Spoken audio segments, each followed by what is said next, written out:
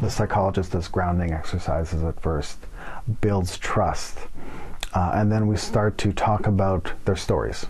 You know, the women will start to reveal what happened to them, how they were violated, and those feelings and emotions then turn into lyrics, and then those lyrics get music put to it, and through that creative process they begin to reveal and articulate their trauma, and once it's revealed we can actually heal it. For the past 10 years, Make Music Matter has been helping victims of sexual violence in Africa and Europe to heal through song. Talking about extreme sexual violence actually can re-traumatize somebody. So when there's a state of almost catatonic trauma, it's a very delicate situation. But through the side door of music, through lyric writing, through the expression of singing, it seems to be more acceptable. And now this group is bringing this unique musical therapy to Indigenous communities here in Canada.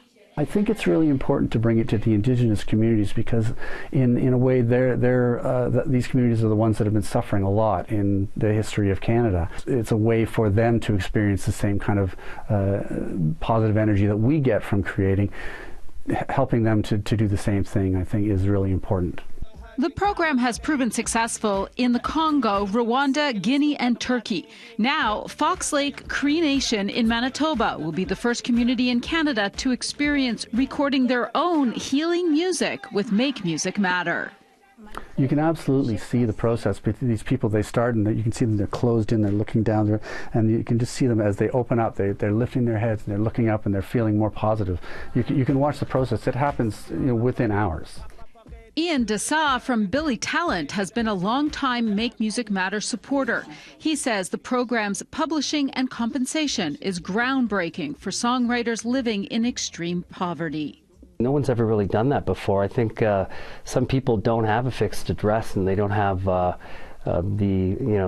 means to do all the administration work that's involved in being a songwriter, and to be compensated for your work is it's almost like a validation that people are listening to it, and they are, and that's a special feeling too. And in some cases, those people who are listening are the perpetrators of the violence against these women. The founders say that impact can also mean empowerment. They wrote one song called The Criminal Father, which calls out all the men in the community that allow the rapes to go on, the perpetrators. And that got played in the radio in Congo, became a hit, to the point where the military called in to complain, to stop it being played. And it just fascinates me. That's what I love, If someone with the guns and bullets is scared of someone with the songs, then we're doing our job. Well, Make Music Matter will begin in Fox Lake Cree Nation in the next few months. The hope is to eventually expand it across Canada. In Toronto, Audra Brown, City News.